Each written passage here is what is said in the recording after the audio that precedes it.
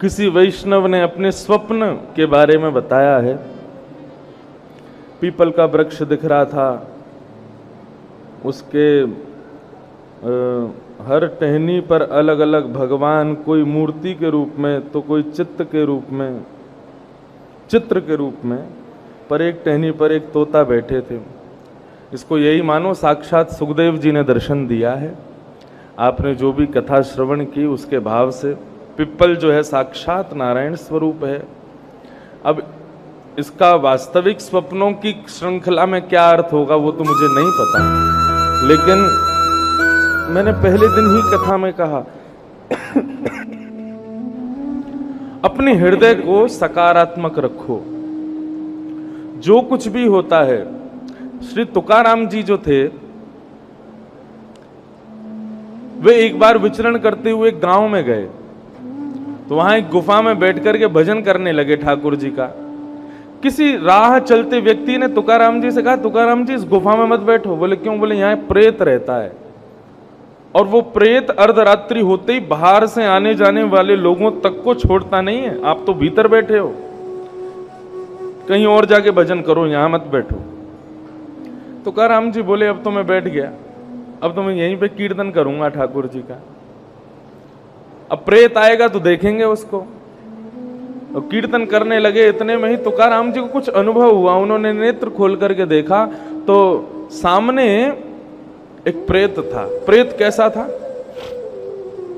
वो कभी छोटा चींटी बन जाए, कभी हाथी बन जाए, कभी घोड़ा बन जाए, कभी कुछ, बार बार अपने रूप बदले। उसने इतने रूप बदले, हर प्रकार से डराने का प्रयास किया तुकाराम जी को, लेकिन तुकाराम जी डरे नहीं, मुस्कुराने लगे। और मुस्कुराते हुए अपना जो भी सामान था सब दूर रखा, आसन पर खड़े होकर के हाथ जोड़ करके प्रणाम किया और दंडवत प्रणाम करने लगे। जैसे ही दंडवत प्रणाम किया तो प्रेत भी चकित हो गया। बोले ये मुझे प्रणाम क्यों कर रहा है? प्रेत ने कहा मैं प्रेत हूं, तुम मुझे प्रणाम क्यों कर रहे हो? तुकाराम जी बोले किसने कहा तुम प्रेत हो? बोले मैं कह रहा हूं, अपना परिचय दे रहा हूं, मैं प्रेत हूं। तुकाराम जी बोले तुम प्रेत हो ही नहीं सकते। क्यों नहीं हो सकता?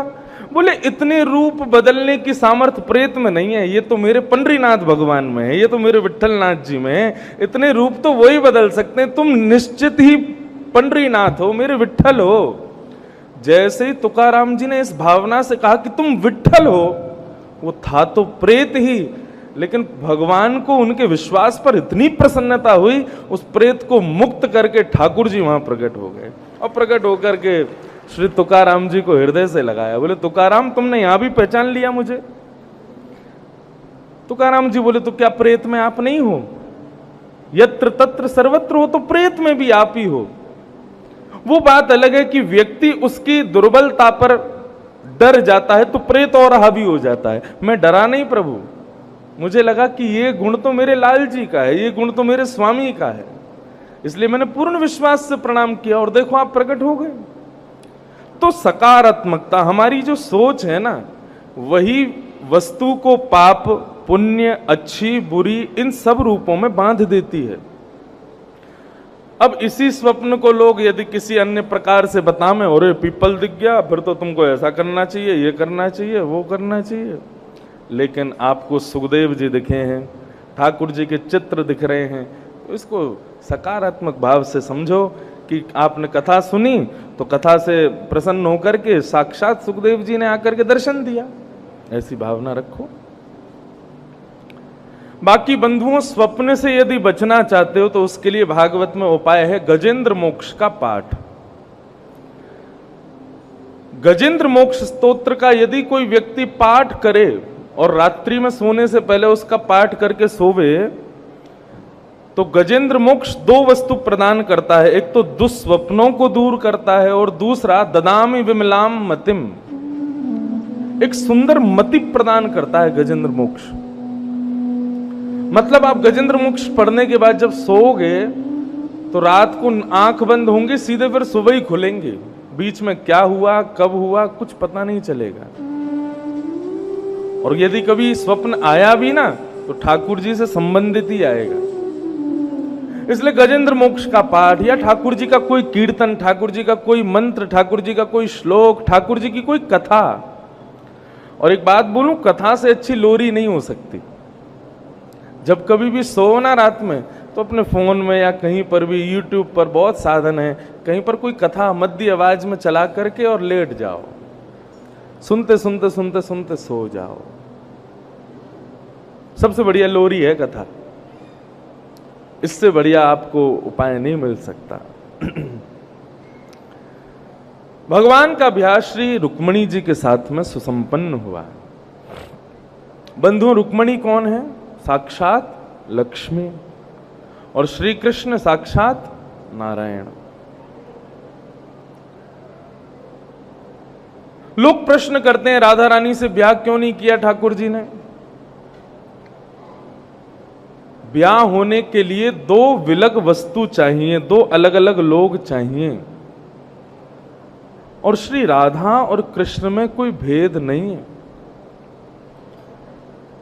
परमात्मा कृष्ण बनकर के आए हैं, और परमात्मा की जो आत्मा है, परमात्मा के जो मूल तत्व, उनके हृदय जो है, वो किशोरी जी के रूप में प्रकट हुआ है। हम अपनी आत्मा से प्रेम कर सकते हैं, लेकिन अपनी आत्मा से विवाह नहीं कर सकते, क्योंकि आत्मा हमसे भिन्न नहीं है, आत्मा हमारी ही है। ठीक उसी प्रकार श्री किशोरी जी जो हैं, ये कृष्ण की आत्मा है।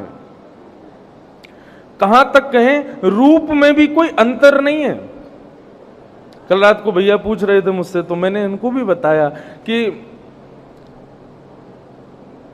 रुक्मणी जी जब बताती हैं कि किशोरी जी का रूप कैसा है, तो रुक्मणी जी बताती हैं कि ठाकुर जी पूरे दिन के जब थके होते हैं और रात्रि में अपना मुकुट उतार के अपने केशों को जब खोल देते हैं और सहज होकर के जब शयन शैया पर लेट जाते हैं, तब सोते हुए थके हुए कन्हैया का यदि रंग श्याम वर्ण से गौर वर्ण कर दिया जाए, तो ऐसा लगेगा किशोरी जी सो रही हैं।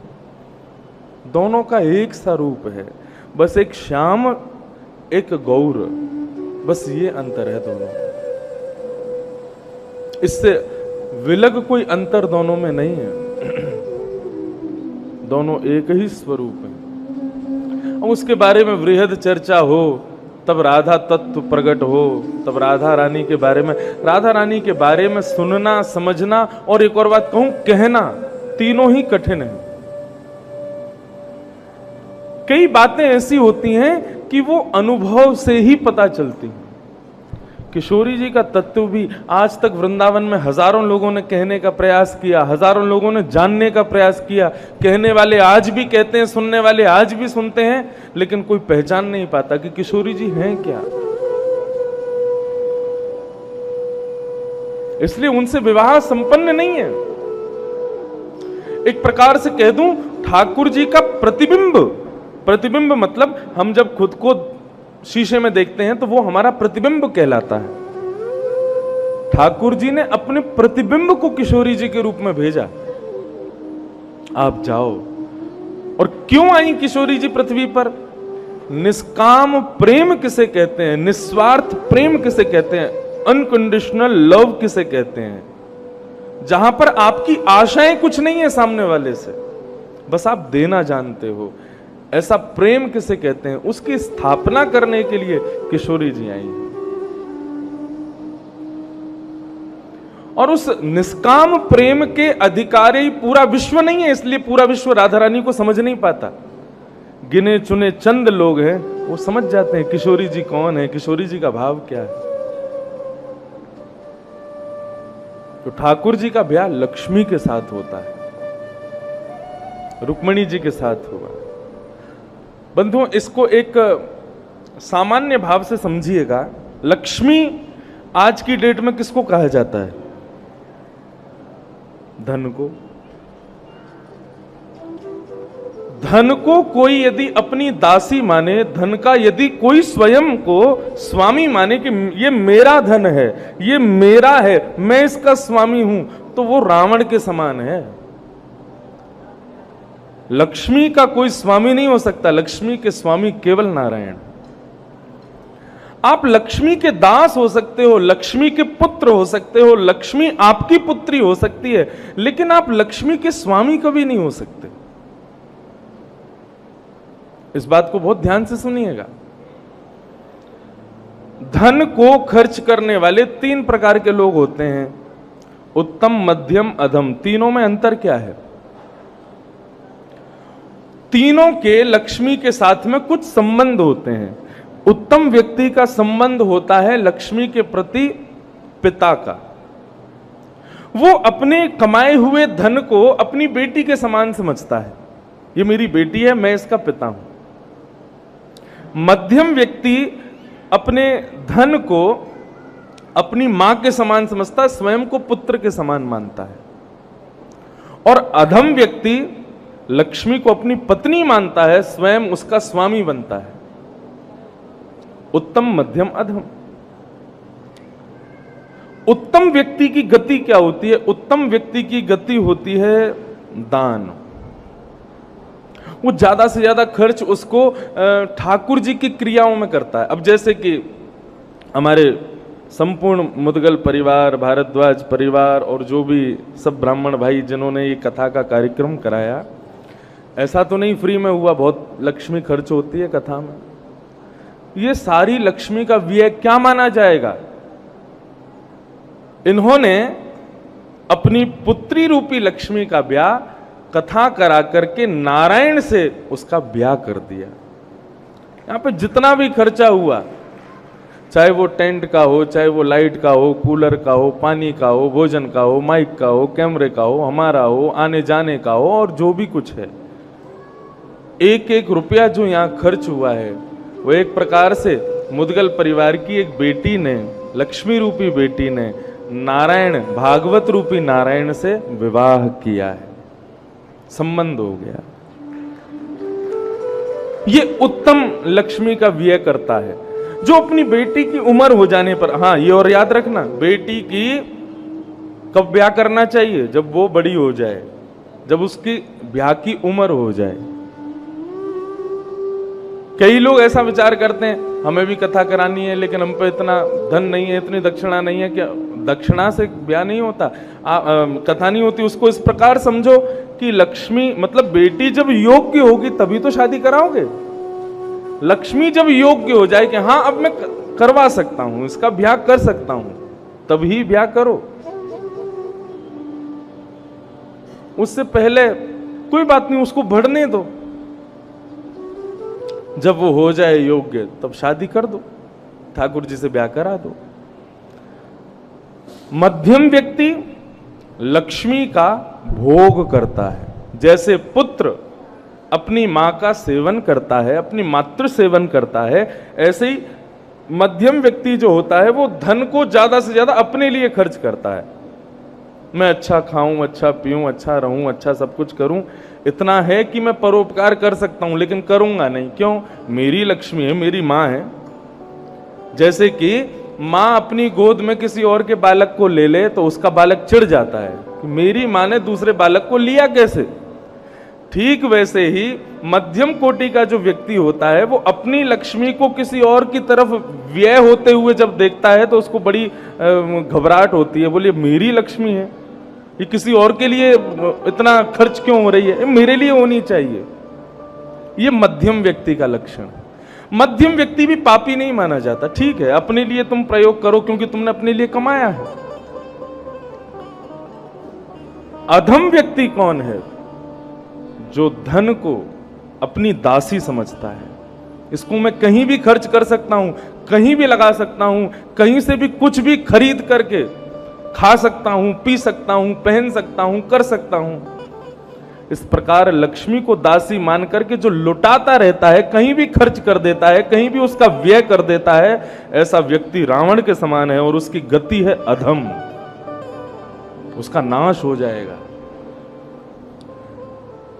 धन कहीं खर्च करने से पहले 5 बार सोचा करो। मैं यहां पर पैसे खर्च कर रहा हूं, इसके बदले ले क्या रहा हूं? वो वस्तु कहीं असद तो नहीं, वो वस्तु कहीं ऐसी तो नहीं जहां पर लक्ष्मी नहीं देनी चाहिए मुझे। मैं अपनी मां को वहीं भेजूं जहां पर मेरी मां प्रसन्न रहे। मैं अपनी पुत्री को उस घर में भेजूं जहां पर मेरी पुत्री की प्रसन्नता हो। ये दो भाव सदैव लक्ष्मी के प्रति रखना। यदि आपने ये दो भाव नहीं रखे तो आप कहीं भी खर्च करोगे, किसी को भी दे दोगे, कुछ भी खरीदोगे और उसकी गति होगी नाश। इसलिए धन का व्यय बहुत सोच समझ करके करना चाहिए।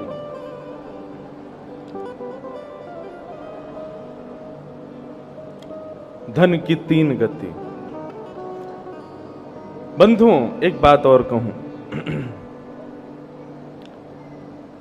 हमारे जीवन में पाप प्रकट कब होता है?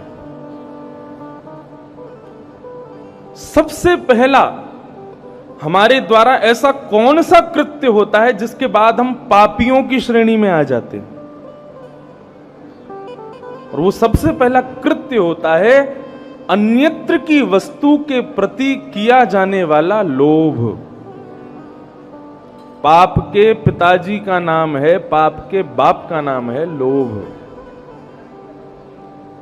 लोभ जब जीवन में आ जाता है तो लोभ का ही पूरा परिवार है। काम, क्रोध, मोह, ईर्ष्या, द्वेष, अभिनिवेश, अहंता, ममता, ये सब लोभ का ही परिवार है। एक बार लोभ जीवन में आ गया, सबको लेकर के आएगा। लोभ कितने प्रकार के होते हैं? दो प्रकार के, संग्रह वृत्ति लोभ और भोग वृत्ति लोभ।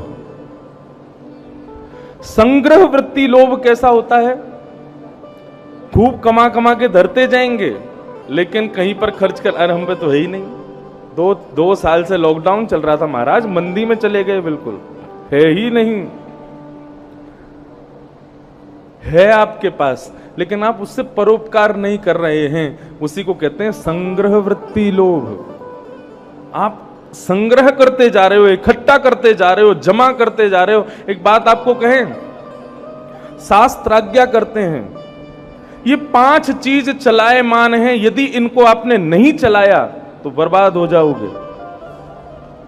चला लक्ष्मी चलम प्राणम चलम जीवत यौवनम चला चलेति संसारे धर्म को ही निश्चल।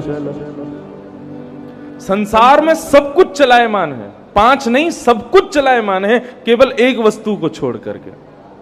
सबसे पहली चीज जो हम कभी नहीं चाहते कि हमसे दूर जावे वो है लक्ष्मी। चला लक्ष्मी।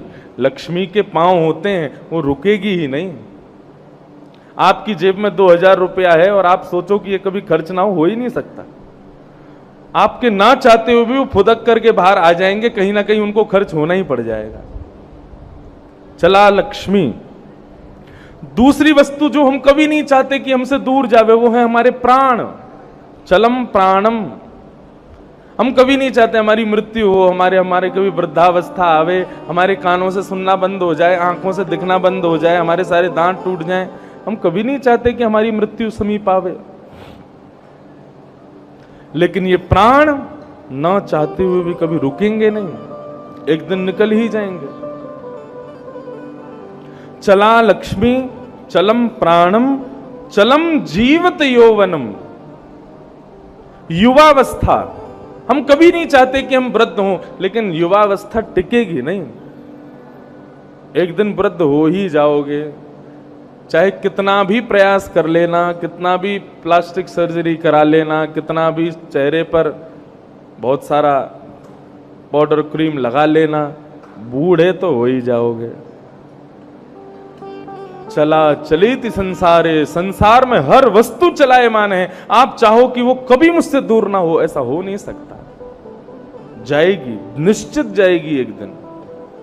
लेकिन एक चीज है जो कभी आपसे दूर नहीं जा सकती, वो क्या है? धर्म एको ही निश्चल। धर्म यानी कि श्री कृष्ण, ये निश्चल हैं। एक बार यदि किसी के हृदय में विराज गए तो वहां से जाएंगे ही नहीं।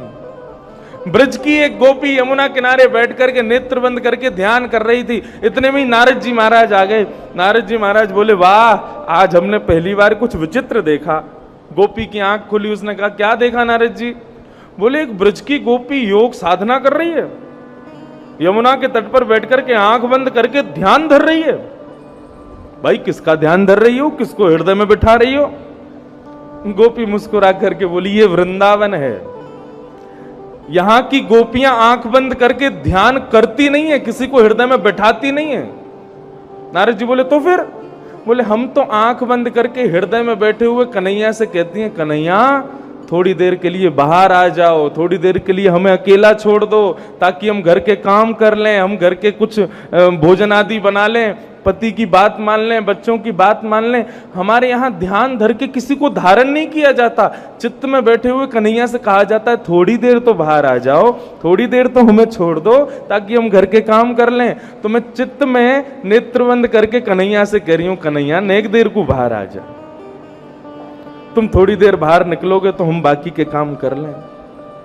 नारद जी दूर से ही दंडवत बोले, धन्य है यथा ब्रज गोपिका नाम, ब्रज की गोपियों जैसा कोई नहीं, ब्रजवासियों जैसा कोई नहीं।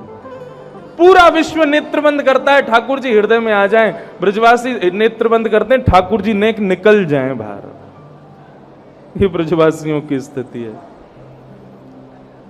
मेरो मन गिरधर छवि पे अटक्यो, मेरो मन गिरधर छवि पे अटक्यो।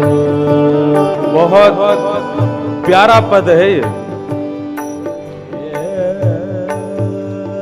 और हम ब्रजवासियों की स्थिति ऐसी है, ठाकुर जी में ऐसा चित्त अटका हुआ है ब्रजवासियों का। आप वृंदावन के नन्हे से बालक के पास भी बैठ जाओगे ना, वो भी आपको इतनी सुंदर बातें बता देगा कि इच्छा होगी कि ये ब्रज छोड़ के हम जाएं ही ना। बंधुओं, ये जो पद है ना, मेरे हृदय के बहुत करीब, बहुत सारे पद ही मैं सब में यही बोलता हूं, ये मुझे बहुत प्रिय है, बहुत प्रिय है, लेकिन इस पद के प्रति कुछ ज्यादा ही रुझान है।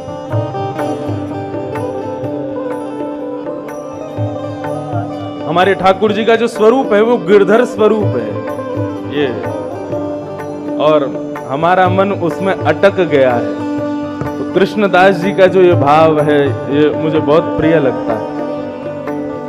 बहुत मधुर कथा है इस पद के पीछे। अष्ट सखाओं में एक सखा हुए श्री कृष्णदास जी। कृष्णदास जी का नियम कैसा था, वो जो कुछ भी अच्छी वस्तु देखते थे ना, चाहे खाने की हो, पीने की हो, पहनने की हो, देखने की हो, कुछ भी अच्छा उनको दिखता था ना, वो सोचते थे ये मेरे लाल जी को मिलनी चाहिए कैसे भी। एक बार आगरा के बाजार में घूम रहे थे कृष्णदास, बाजार में घूमते हुए तभी उनको एक स्वर सुनाई दिया, एक मधुर स्वर में, मानो कोई युवती गान कर रही है। सब्जी खरीद रहे थे बाजार में, कुछ सामग्री ठाकुर जी के लिए खरीद रहे थे। जैसे ही वो स्वर उनके कान में गया, वहीं स्तब्ध हो गए और ये स्वर सुनने लगे। बोले, ये स्वर कहां से आ रहा है? घूमते घूमते गली मोहल्लों में होते हुए जैसे ही भीतर गए, चारों तरफ मसनद लगाए हुए लेट करके लोग बैठे हैं और बीच में एक अप्सरा नृत्य कर रही है, एक नगर वैश्या नृत्य कर रही है और गान कर रही है। उसके स्वरूप को देख करके, उसके स्वर को देख करके, उसके नृत्य को देख करके कृष्णदास जी बोले, यदि ये मेरे ठाकुर जी के सन्मुख अपनी सेवा कर दे ना, इसके संपूर्ण जीवन के ये साधारण संसार के लोगों को प्रसन्न करना चाहती है। अपने स्वर से, अपने स्वरूप से, अपने इस नृत्य से मेरे लाल जी को प्रसन्न करे ना। कृष्णदास जी एक टक उसको देख रहे थे। सब लोग उस पर पैसे लुटा रहे थे और वो पैसे बीन रही थी। जैसे ही उसका नृत्य समाप्त हुआ, कृष्णदास जी उसके पास गए, तुम बहुत सुंदर हो, बहुत अच्छा गाती हो और नृत्य भी बहुत अच्छा करती हो, हमारे सेठ के सामने नाचोगी? वैश्या बोली, कितना दोगे पैसा? तो उस समय 100 रुपया की वैल्यू लाखों में होती थी। उसने कहा 100 रुपया पहले रख लो। कृष्णदास जी ने कहा 100 रुपया पहले रख लो, बाकी का जब तुम सेठ जी के सामने नाच लोगी उसके बाद दे दूंगा। वैश्या बोली, 100 रुपया? मैंने अपने जीवन में कभी 100 रुपये नहीं देखे। आप कौन हो भाई? आपके सेठ जी कौन है? कृष्णदास जी बोले, वो सब गोपनीय बात है, तुम सेठ जी के सामने जब पहुंचोगी तभी बताएंगे। कहां जाना पड़ेगा? बोले, मेरे साथ चलो गोवर्धन। मथुरा के पास में एक स्थान है, वहां मेरे सेठ जी रहते हैं। वैश्या बोली अच्छा तो मैं अपना श्रृंगार कर लूं? बोला हाँ, जितनी सुंदर बन सकती हो बन लो, जितना अच्छा तैयार कर सको खुद को उतना बढ़िया हो जाओ। हमारे सेठ जी को प्रसन्न कर दिया ना तुमने, इतना बरसाएंगे कि फिर संसार में तुमको कहीं भटकना नहीं पड़ेगा। बोली हाँ मैं चाहती हूँ कि मुझे इतना धन मिल जाए कि मुझे इन लोगों के सामने नाचना ना पड़े। वो चल तेरे को हमारे सेठ जी देंगे। वैश्या तैयार हो रही है, अपने आंखों में काजल लगा रही है, अपने ओष्ठों पर लालिमा लगा रही है, अपने आप को इतना सजा रही है कि उस सेठ को अपने रूप पर मोहित कर लूंगी, अपने स्वर पर मोहित कर लूंगी, अपने नृत्य पर मोहित कर लूंगी। तैयार होकर के कृष्णदास जी के संग जब गोवर्धन पहुंची, शाम का समय था, उत्थापन आरती ठाकुर जी की होने वाली थी। उसको नहीं पता था कोई मंदिर में जा रही हूं मैं। गिरिराज पर्वत के ऊपर जब पहुंचती है ठाकुर जी के मुख्य मंदिर में, कपाट लगे हैं, बीच आंगन में ठाकुर जी के सन्मुख उस वैश्या को खड़ा कर देते हैं कृष्णदास जी। वैश्या बोली कहां है तुम्हारे सेठ? बोले भीतर बैठे हैं। अच्छा कब आएंगे? बोले बस अभी दो चार मिनट में आने वाले, उन पर समय बहुत कम है। जैसे ही किवाड़ खुले तुम अपना नृत्य गान शुरू कर देना। वैश्या बोली हाँ अभी देखना मैं कैसा गाती हूँ और कितना सुंदर नाच के दिखाऊंगी, अभी देखना आप। बिल्कुल। कृष्णदास जी दूर एक खंबे से सर लगा करके खड़े हो गए और मुस्कुरा के उसको देख रहे। और जैसे ही श्रीनाथ जी के कपाट खुले, ऊर्ध्वबाहु ऊपर की ओर, एक भुजा नीचे नेत्र, एक भुजा कमर पर, ठाकुर जी का वो गिरधर स्वरूप जैसे ही उस वैश्या ने देखा, उसका रोम रोम कंपित होने लगा। ऐसा सुंदर स्वरूप देख करके उसकी वाणी भरने लगी। वो बोलना चाह रही है लेकिन कुछ गा नहीं पा रही, नृत्य करना चाह रही है लेकिन नाच नहीं पा रही। अपने रूप का गुमान, अपने स्वर का गुमान, अपने नृत्य का गुमान सब नष्ट हो गया। नेत्रों से स्वतः अश्रुधार बहने लगी। तब वो कृष्णदास जी को देखती है। कृष्णदास जी दूर से कहते हैं कैसे लगे मेरे सेठ जी? बोलो भगवान मैं इनको अपना गान नहीं सुना सकती क्योंकि मेरा गान झूठा हो चुका है, मेरा नृत्य झूठा हो गया है, मेरा स्वरूप झूठा हो गया है। संसार के लोगों ने मेरे नृत्य को, मेरे गान को, मेरे स्वरूप को अपवित्र कर दिया है। मैं इनको नहीं दे सकती कुछ भी। आप कोई युक्ति बताओ ना, मैं क्या करूं? तब कृष्णदास जी उस वैश्या के हृदय को, भाव को दूर खड़े खड़े गाते हैं इस पद के माध्यम से, और उस वैश्या को बताते हैं कि तुझे क्या करना है। तब ये पद गाया गया। वैश्या सामने बैठी है ठाकुर जी के और कृष्णदास जी इस पद का गान कर रहे हैं। मेरो मन गिरधर छवि पे अटक्यो, मेरो मन गिरधर छवि पे अटक्यो।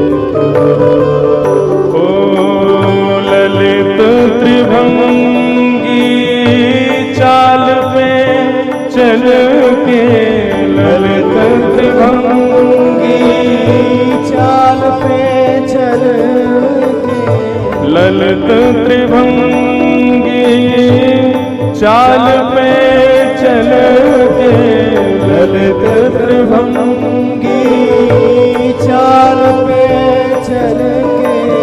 चिबुक चारु गण खट क्यों,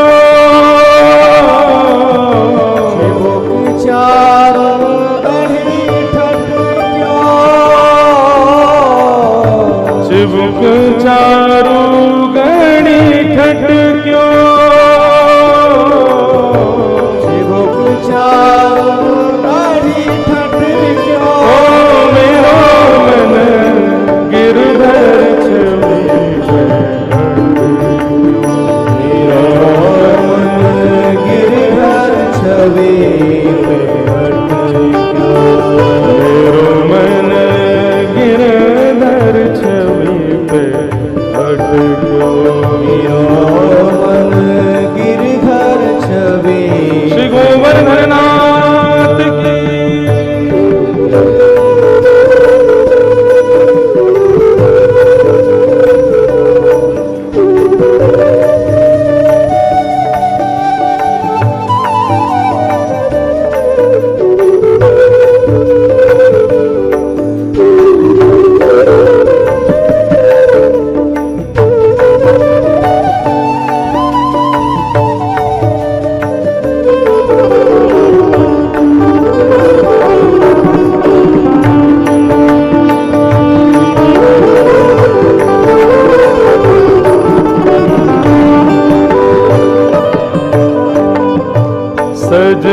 श्याम घन वरण लीन है, सजल श्याम घन वरण नील है, सजल श्याम घन वरण लीन है, सजल श्याम घन वरण नील है, फिर चित अनत न भटक्यो, फिर चित अनथ ना भटक्यो, फिर चित अनत न भटक्यो,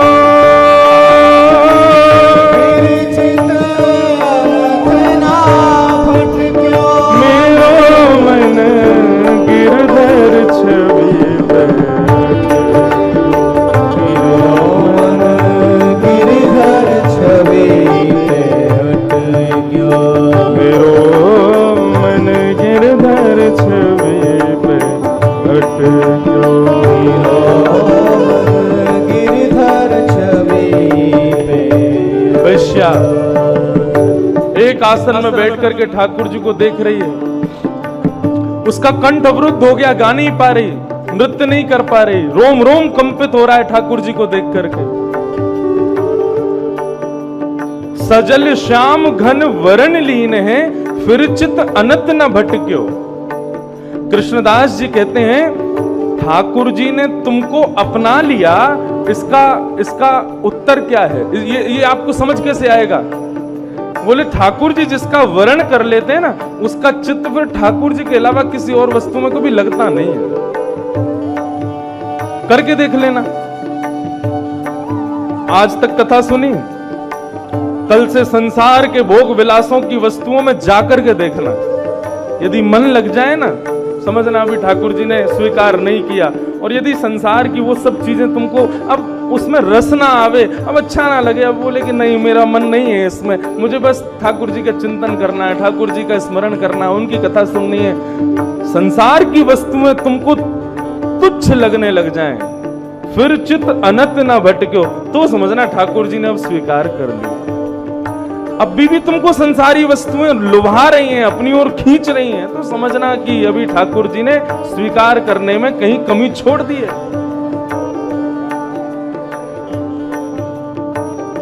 वैश्या कहने लगी अब मुझे वापस नहीं जाना यहां से, आप कुछ कृपा करो, मैं क्या करूं ठाकुर जी के लिए, मैं इनको कुछ दे नहीं सकती क्योंकि मेरा सब कुछ अपवित्र है और मैं बिना दिए यहां से जा नहीं सकती, कुछ कृपा करो, मैं क्या करूं? कृष्णदास जी बोले अब तेरे पास एक ही रास्ता है। क्या? हमारा शरीर अपवित्र हो सकता है, शरीर की वस्तुएं अपवित्र हो सकती हैं, लेकिन हमारी आत्मा अपवित्र नहीं होती। अब तू एक ही काम कर। क्या? कृष्णदास किए प्राण न्युछावर, कृष्णदास किए प्राण न्युछावर, कृष्णदास किए प्राण न्युछावर, कृष्णदास किए प्राण न्युछावर, कृष्णदास किए प्राण न्युछावर, कृष्णदास किए प्राण न्युछावर, कृष्णदास किए प्राण न्युछावर, कृष्णदास किए प्राण न्युछावर, यह तन जग सरपट क्यों, ये तन जग सरपट क्यों। जब कृष्णदास जी ने कहा कि तेरे प्राण पवित्र हैं, तेरी आत्मा पवित्र है, ये तन को तू अपवित्र मान सकती, लेकिन तेरी आत्मा अपवित्र नहीं है, तेरे प्राण पवित्र हैं, तेरी आत्मा पवित्र है। ये बात सुनते ही उस वैश्या ने ठाकुर जी के सामने नृत्य करना शुरू किया, गान करना शुरू किया, और नृत्य करते करते करते करते करते करते ठाकुर जी के सन्मुख ही उस आंगन में घूमते घूमते उसने अपने प्राणों का परित्याग कर दिया। शरीर छोड़ करके एक आत्मा स्वरूप प्राप्त करके कृष्णदास जी को प्रणाम किया और श्रीनाथ जी में जाकर के विलीन हो गए। बोलो गोवर्धन नाथ की। यह तन जग सिर पट क्यों, यह तन जग सिर पट ओ मेरा मन गिरधर छवि पे, गिरधर छवि मेरो मन गिरधर छवि पे, मेरो मन गिरधर छवि पे अटके। ओ मेरो मन गिरधर छवि पे अटक्यो, मेरो मन गिरधर छवि पे अटक्यो। मेरो मन गिरधर छवि पे अटक्यो, गिरधर छवि पे अटक्यो। मेरो मन गिरधर छवि पे अटक्यो, गिरधर छवि पे अटक्यो। मेरो मन गिरधर छवि पे अटक्यो, गिरधर छवि पे अटक्यो। ओ मेरो मन गिरधर छवि पे अटक्यो, गिरधर छवि पे अटक्यो। मेरो मन गिरधर छवि पे अटक्यो, गिरधर छवि पे अटक्यो। ओ मेरो मन गिरधर छवि पे अटक्यो, गिरधर छवि पे अटक्यो। मेरो मन गिरधर छवि पे अटक्यो, गिरधर छवि पे अटक्यो। मेरो मन गिरधर छवि पे अटक्यो। गिरधर छवि पे श्री गोवर्धन नाथ की, प्यारे गिरधर लाल की।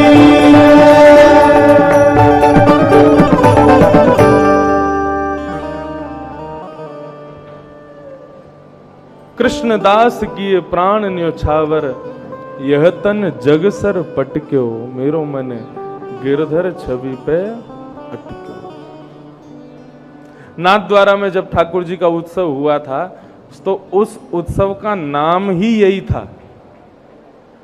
हमारे गिरधर लाल जी का जो प्रथम जन्मोत्सव था उसका नाम ही यही था, मेरो मन गिरधर छवि पे अटक्यो।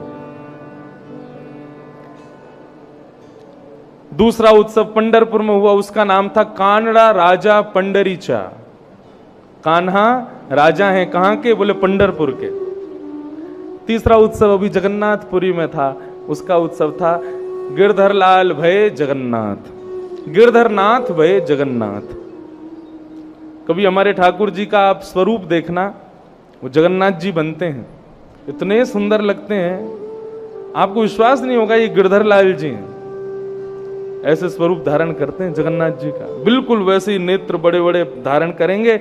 ये वाली भुजा उनकी छुपा देते हैं गिरी कंदरा में, दो भुजाएं अलग से लगा देते हैं, मानो ऐसा लगता है कि साक्षात जगन्नाथ जी चल रहे हों। रथ यात्रा अभी होगी उनकी वृंदावन में, शायद 1 जुलाई की रथ यात्रा है। 1 जुलाई को तो हम शायद वृंदावन नहीं रहेंगे, कहीं और हो सकता है हो, अभी कुछ पता नहीं है, लेकिन उसी क्रम में होगी उनकी रथ यात्रा। तो फिर उस दिन जगन्नाथ रूप धारण करते हैं ठाकुर जी। तो कहने का अभिप्राय बंधुओं, चला लक्ष्मी चलम प्राणम चलम जीवत यौवनम, चला चलेति संसारे धर्म एको ही निश्चल। सब चलायमान है संसार में, केवल ठाकुर जी यदि हृदय में हो गए वो कभी नहीं जाएंगे, वो निश्चल है। लक्ष्मी का ब्याह नारायण के साथ हुआ। आगे के कथाक्रम को जल्दी जल्दी सुने हम लोग। द्वारिका में एक यादव रहता था, उसका नाम था सत्राजित। सूर्य नारायण ने प्रसन्न होकर के उसको एक मणि प्रदान की थी। उस मणि का नाम था सिमंतक मणि। सत्राजित यादव उस मणि की रोज 7 घंटे पूजा करता था। उस मणि की विशेषता यह थी, वो हजारों किलो सोना रोज प्रदान करती थी। मतलब ऐसा नहीं कि मणि में से निकलता था, वो ऐसा योग बनाती थी कहीं ना कहीं से आप पर खूब सारा सोना आएगा। उस मणि की विशेषता थी। भगवान को जब ये बात पता चली तो भगवान ने एक शिष्टाचार के भाव से सत्राजित से कहा, भाई तू अकेला इतने 1000 किलो सोने का क्या करेगा रोज, वो भी। सत्राजित बोला, तो आप क्या कहना चाहते हो? बोले, हम ये कहना चाहते हैं तू एक लिमिट चूज कर ले, इतना सोना तुझे चाहिए, हम तुझे रोज दिया करेंगे, मणि तू हमको दे दे। हम द्वारिका के कार्यालय में इससे रोज सोना प्रकट करके और फिर लोगों का कर माफ कर देंगे, टैक्स माफ कर देंगे, और इससे द्वारिका का उत्थान होगा। यदुवंश छोटा नहीं था। भागवत में वर्णन है कि यदुवंशियों के बालकों को पढ़ाने वाले अध्यापक 30 करोड़ के लगभग थे। द्वारिका छोटी नहीं थी भगवान की, जो द्वारिका जिसमें ठाकुर जी रहते थे। अध्यापक 30 करोड़, मतलब एक अध्यापक के अंडर में कम से कम 50 बच्चे। तो सोच लो यदुवंश के बच्चे कितने थे। छोटा नहीं था यदुवंश, बहुत बड़ा था। भगवान बोले, पूरे यदुवंश का कल्याण होगा, ये मणि हमको दे दो और इससे एक लिमिट बता दो, उतना सोना हम तुमको रोज दे दिया करेंगे। सत्राजित ने मना कर दिया, नहीं, मेरी मणि मैं अपने पास रखूंगा। भगवान बोले, तेरी इच्छा। और एक दिन अपने छोटे भाई प्रसेन को वो मणि पहना दी सत्राजित ने। छोटा भाई दुनिया को दिखाने के लिए घोड़े पर बैठ करके घूम रहा था, देखो हमारे पास कितनी बढ़िया मणि है। मणि दिखाता हुआ जैसे ही वन की ओर गया तो वन में एक शेर ने उसके गले में चमकती हुई मणि को देखा, तो शेर ने झपट्टा मार के प्रसेन को मार दिया। मणि लेकर के शेर चला गया। आगे एक भालू ने शेर को मार दिया, मणि लेके भालू चला गया। और कलंक लग गया द्वारिकाधीश के ऊपर कि सत्राजित से भगवान ने मणि मांगी, सत्राजित ने देने से मना कर दिया। तो एक दिन प्रसेन का अपहरण ठाकुर जी ने कर लिया और मणि अपने पास रख ली। भगवान बोले, आज की जो कथा है ना, वो मुख्य रूप से गृहस्थियों के लिए है, जिनका ब्याह हो जाता है, जो एक नए तरीके का जीवन जीते हैं, तो कैसी कैसी डिफिकल्टीज लाइफ में फेस करनी पड़ती हैं, ठाकुर जी सब बताते हैं यहाँ पर। भगवान कहते हैं एक जीवन में कमी कभी आ सकती है और उसका नाम है कलंक। ऐसा हो सकता है कि आपको जीवन में आप कुछ गलत नहीं करते, लेकिन फिर भी पूरा समाज, आपका खुद का परिवार, सब आप पर ही लांछन लगाएंगे, किया होगा इन्होंने ऐसा, और आप बिल्कुल शुद्ध हो, आपने ऐसा कुछ नहीं किया। उस समय उस परिस्थिति में क्या करना चाहिए ठाकुर जी, वो सब अब यहां करके दिखाएंगे। भगवान पर जब कलंक लग गया, भगवान बोले, वाह, द्वारिका नगरी हमने बनाई, सब बसाया हमने, तुम्हारे पास जो धनवान, तुमको कुछ करना नहीं पड़ता, रोज सोने की नगरी में रहते हो, और इस बात का कोई हमारे ऊपर उपकार नहीं, बल्कि हम पर लांछन लगा रहे हो। ठाकुर जी ने अपने उस अपराध को कहीं सिद्ध नहीं किया कि मैंने ऐसा नहीं किया। भगवान बोले, हम करके दिखाएंगे। और अपनी संपूर्ण सेना लेकर के ठाकुर जी ढूंढने निकले, कहां है सिमंतक मणि। ढूंढते हुए ठाकुर जी वन में गए तो वहां प्रसेन मरा हुआ मिला, मणि उसके पास नहीं थी। शेर के पैर के निशान देखे, आगे आगे गए तो शेर भी मरा पड़ा था, मणि उसके पास भी नहीं थी। और आगे गए, भालू के पैरों के निशान के पीछे तो गुफा में एक में जा रहे थे। भगवान ने अपनी सेनाओं से कहा कि तुम लोग रुको, मैं भीतर जाता हूं, यदि मैं 18 दिन में आ जाऊं तो ठीक है, नहीं तो तुम लोग सब वापस द्वारिका चले जाना। ठाकुर जी ने भीतर प्रवेश किया, अंदर जाते गए तो एक दिव्य प्रकाश दिखाई दिया और वो मणि चमक रही थी। ठाकुर जी ने जैसी मणि उठाई तो एक भालू की बेटी जोर से चिल्लाने लगी, चीखने लगी। इतने में ही एक भालू ने आकर के ठाकुर जी पर प्रहार कर दिया, युद्ध करने लगा। 18 दिन तक ठाकुर जी ने उसके साथ युद्ध किया। जब उसकी नस नस ढीली हो गई, पसीना पसीना हो गया, वो समझ गया कि ये द्वारिकाधीश हैं, मेरे रघुनाथ जी ही द्वारिकाधीश बन के आए। चरणों में प्रणाम किया। ठाकुर जी बोले तुम्हारा परिचय? बोले मैं जामवंत हूं भगवान। जैसे ही सुना जामवंत जी, ठाकुर जी ने हृदय से लगा लिया। बोले अरे जामवंत आप कैसे हैं? बहुत प्रसन्न हुए ठाकुर जी मिलकर के। भगवान ने बताया, बोले मणि लेने आए हैं हम, इसकी वजह से कलंक लग गया हमारे ऊपर, ये मणि हमको दे दो। और गवाही के लिए या तो आप चलो या अपनी बेटी को भेज दो, जो वहां सत्य बता दें कि मणि मेरे पास नहीं थी। जामवंत जी ने अपनी बेटी की ओर देखा और ठाकुर जी को देखा। बोले हाँ ठीक है भगवान। हाथ दोनों आगे करो। एक हाथ में मणि रख दी और दूसरे हाथ में अपनी बेटी का हाथ रख दिया। बोले ये गवाही केवल आज नहीं, जीवन भर की आपकी गवाहियां देगी। अब मेरी बेटी का आप माणिक ग्रहण करो, मेरी बेटी से आप ब्याह करो। भगवान बोले एक कलंक दूर होगा, दूसरा लग जाएगा। बोले ठाकुर जी को कोई और नहीं मिला, एक भालू की बेटी मिली ब्याह करने को। प्रभु ऐसा मत करो। जामवंत जी बोले ये सब मर्यादा वर्यादा आपकी सब त्रेता में देख ली हमने, तब आप मर्यादा पुरुषोत्तम थे, तब हमने कुछ नहीं कहा आपसे, लेकिन अब आप लीला पुरुषोत्तम हो, आप लीला करने आए हो, अब आपके लिए सब समर्थ है। मेरी बेटी आपसे ही ब्याह करेगी, मना मत करना, और दहेज में ये मणि रख लो। भगवान बोले वाह बहुत बढ़िया। ठाकुर जी जामवती को लेकर के आए, छुपा करके लाए। द्वारिका के लोग सब हवन कर रहे थे, यज्ञ कर रहे थे, देवी की अर्चना कर रहे थे कि द्वारिकाधीश कुशलता से वापस आ जाएं। भगवान छुप करके गए और रुक्मणी के कक्ष में जाकर के और जामवती को बिठाया, और बाहर आकर के जैसे ही दरवाजा बंद किया, भगवान ने पीछे मुड़ करके देखा तो रुक्मणी जी सामने ही खड़ी थी। ठाकुर जी को देख करके रुक्मणी जी ने चरणों में प्रणाम किया, नेत्रों से आंसू बहने लगे। भगवान आप कहां थे? हम लोग कितनी चिंता कर रहे थे आपकी। देवी अब मैं क्या बताऊं, मैं वन में गया था मणि लेने। बोले हाँ, वहां एक सुंदर सी युवती मिल गई मुझको, बैठ करके योग साधना कर रही थी। मैंने उससे पूछा अरे सुंदरी तुम क्या कर रही हो? तो मुझसे बोली कि मैं द्वारिकाधीश को पति रूप में वरण करना चाहती हूं।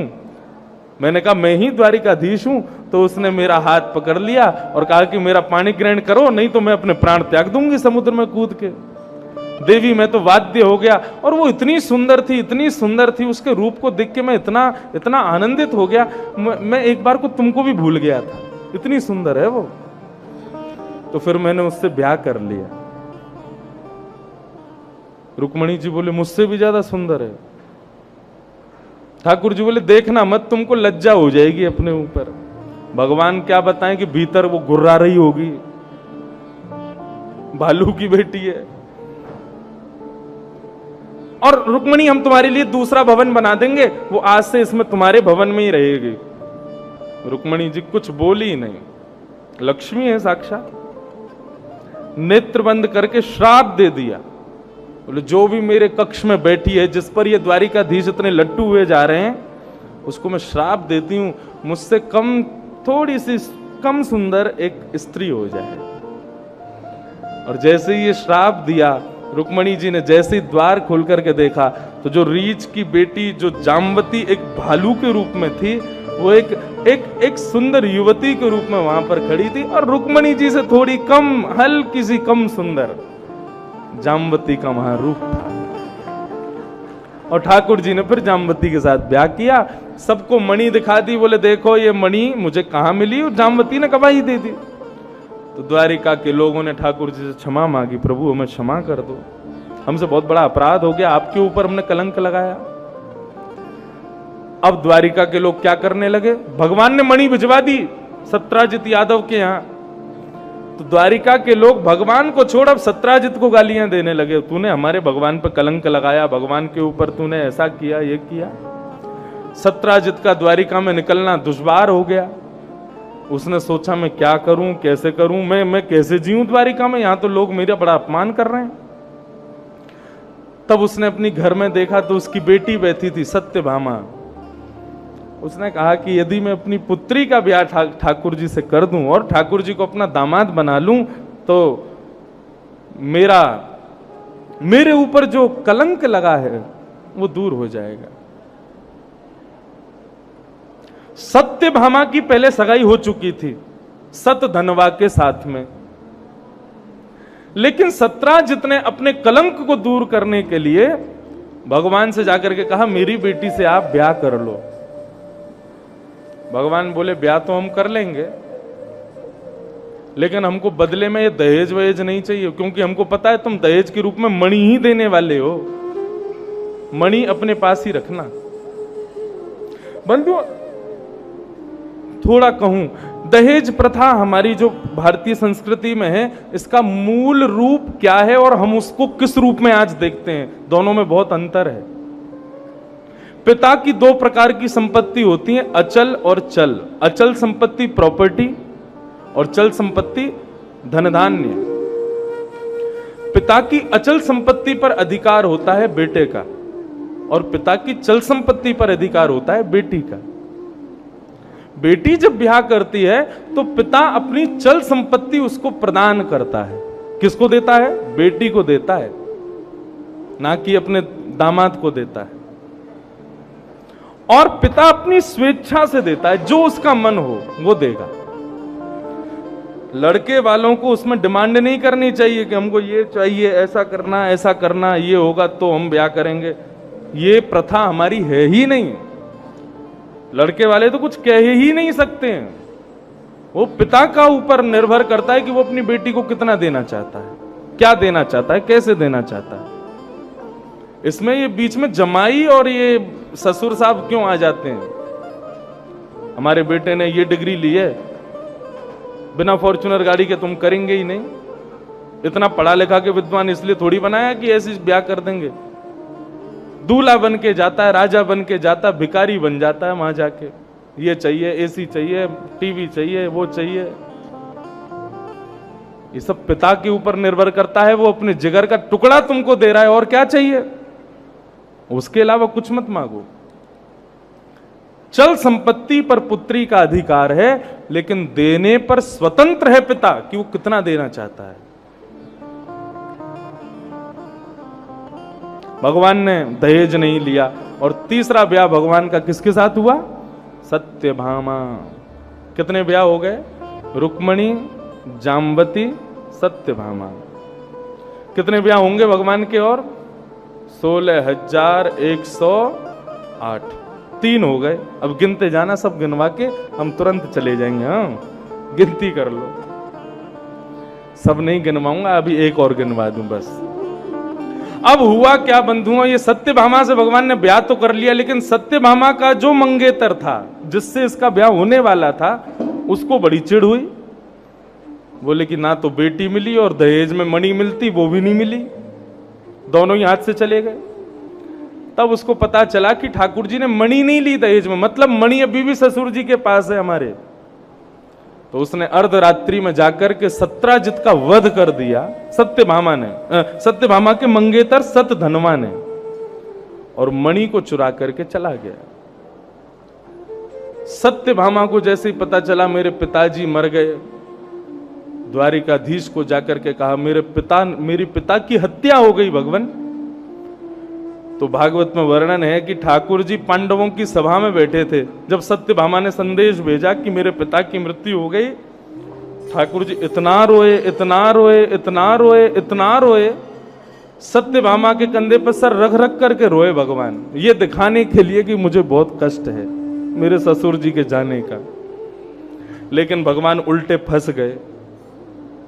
सत्यभामा बोली आप इतना रो रहे हो, मेरे पिता से बहुत प्रेम करते थे ना। भगवान बोले मैं अपने पिता से ज्यादा प्रेम करता था तुम्हारे पिता से। तो ठीक है, मेरे पिता की मृत्यु का बदला आप लोगे, तभी आपके हृदय को शांति मिलेगी भगवान। भगवान बोले क्या करना पड़ेगा? बोले कि मेरा जो पहले मंगेतर था उसी ने मारा है, आप उसको जान से मारो और उसके पास मेरे पिता की मणि है, वो मणि ला करके मुझे दे दो। भगवान बोले मणि मेरा पीछा कब छोड़ेगी? भगवान बोले ठीक है, मार देंगे भैया। अब सतधनवा को जब पता चला कि भगवान उसको मारने आ रहे हैं, तो सतधनवा ने मणि अपने मित्र अक्रूर जी को दे दी। तुम छुपा के रख लो इसको, मेरे पास मिल गई तो मेरा वध हो जाएगा, नहीं मिलेगी तो बच तो भी जाऊंगा। भगवान ने सतधनवा को पकड़ करके उसको पूरा देखा, बोले मणि कहाँ है? बोले मणि तो मेरे पास नहीं है। भगवान ने सुदर्शन चक्र से उसका सर धड़ से अलग कर दिया। भगवान लौट करके द्वारिका आए, सत्यभामा मुख्य द्वार पे ही खड़ी थी। भगवान आए, भगवान ने कहा हमने सतधनवा को मार दिया, मणि? भगवान बोले उसके पास थी नहीं मणि। तो सतभामा के मन में आया कि ठाकुर जी ने मणि रख ली है अपने पास छुपा करके, मुझे देना नहीं चाहते। भगवान तो अंतर्यामी, सब जानते हैं। भगवान मुस्कुराने लगे, ये मेरी पत्नी है, मुझ पे ही संशय कर रही है। ये गृहस्थ धर्म के छोटे छोटे छोटे छोटे छोटे रूप हैं जो तुमको जीवन में किसी ना किसी रूप में फेस करने पड़ेंगे। भगवान कहते हैं पृथ्वी से अमृत प्रकट हुआ था, लेकिन हम ये क्यों भूल जाते हैं कि विष भी तो प्रकट हुआ था। यदि यहां पर सब आपको प्रेम करते हैं, सब आपका सम्मान करते हैं, मतलब तुमको अमृत देते हैं, तो उसके लिए भी तैयार रहना कि विष भी पिलाया जाएगा। ये अपमान रूपी, कलंक रूपी, अविश्वास रूपी विष तुम्हारे ही तुमको पिलाएंगे और तुमको पीना पड़ेगा, क्योंकि संसार का नियम है। कल को तुम्हारे ऊपर ही हो सकता है उंगली उठाई जाए, तुमको ही नीचा दिखाया जाए, और हो सकता है शायद तुम्हारी खुद की पत्नी या तुम्हारा खुद का पति ही तुम पर विश्वास ना करे। उस समय क्या करना? बोले जल्दबाजी में, हबड़ तबड़ में खुद को शुद्ध करने के लिए जल्दी मत करना, क्योंकि सत्य का एक नियम है, उसको कितना भी छुपाओ वो प्रकट हो ही जाता है। भगवान बोले मैंने कुछ नहीं किया, सत्यभामा को मेरे पर संशय है कि मणि मेरे पास है। भगवान बोले कुछ नहीं, शांत रहूंगा। एक दिन अक्रूर जी के यहां से संदेश आया कि अक्रूर जी सोने की थाली, सोने की कटोरी, सोने की चम्मच, सोने के गिलास, उसमें ब्राह्मणों को भोजन कराते हैं और दक्षिणा में सारे पात्र दे देते हैं। बोले अपने संगी ले जाओ। इस बात को जब भगवान ने सुना तो सब कह रहे थे कि देखिए अक्रूर जी महाराज कितना दान पुण्य करते हैं। भगवान बोले ये दान पुण्य करवा कौन रहा है मुझे सब पता है, ये मणि उन्हीं के पास है। ठाकुर जी ने पत्र लिखा शिष्टाचार से, बोले अक्रूर जी मैं आपका बहुत नमन करता हूं, वंदन करता हूं, मुझे पता है मणि आपके पास है, मैं मणि लेना नहीं चाहता क्योंकि उस मणि से आप कुछ गलत नहीं कर रहे हो, ब्राह्मणों का हित कर रहे हो, लेकिन मणि को आपके पास है, ये द्वारिका के यहां आकर के आप स्वीकार करके सबको दिखाओ, ताकि इन लोगों का जो मुझ पर अविश्वास है वो दूर हो। तब अक्रूर जी महाराज ने आकर के क्षमा प्रार्थना करते हुए जब मणि दिखाई, तब सत्यभामा ने भगवान से क्षमा मांगी, प्रभु मुझे क्षमा कर दो, मैंने आप पर अविश्वास किया। भगवान बोले संसार का नियम है, यहां अपने ही एक दिन पराये से होते हैं, ये संसार का एक नियम है, ये गृहस्थ धर्म का एक नियम है।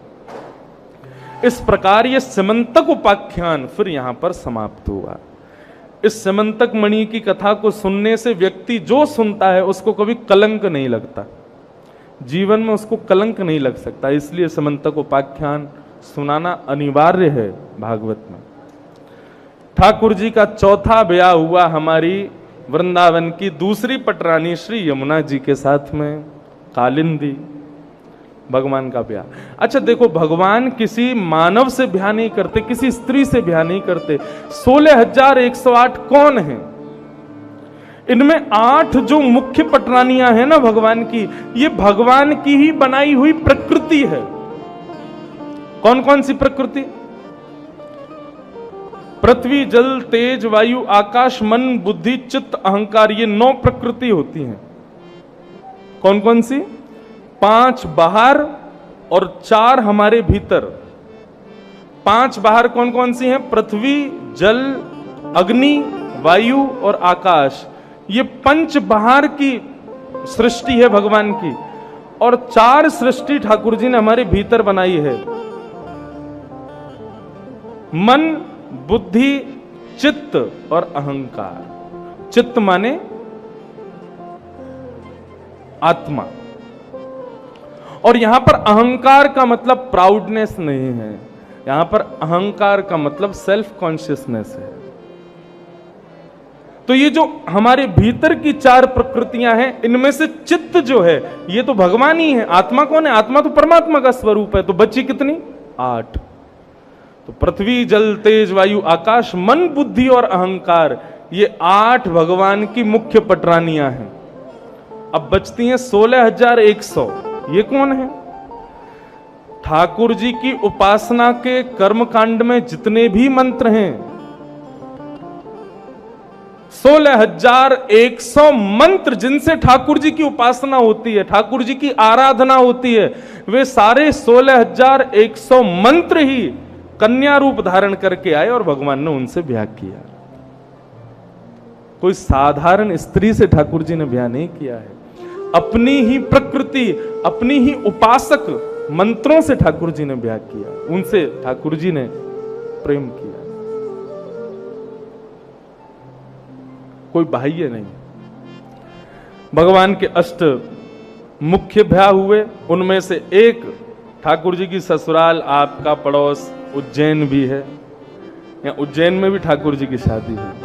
ठाकुर जी की ससुराल भी उज्जैन है, ठाकुर जी की पढ़ाई भी उज्जैन में हुई है, इसीलिए महाकाल विराज रहे हैं वहां।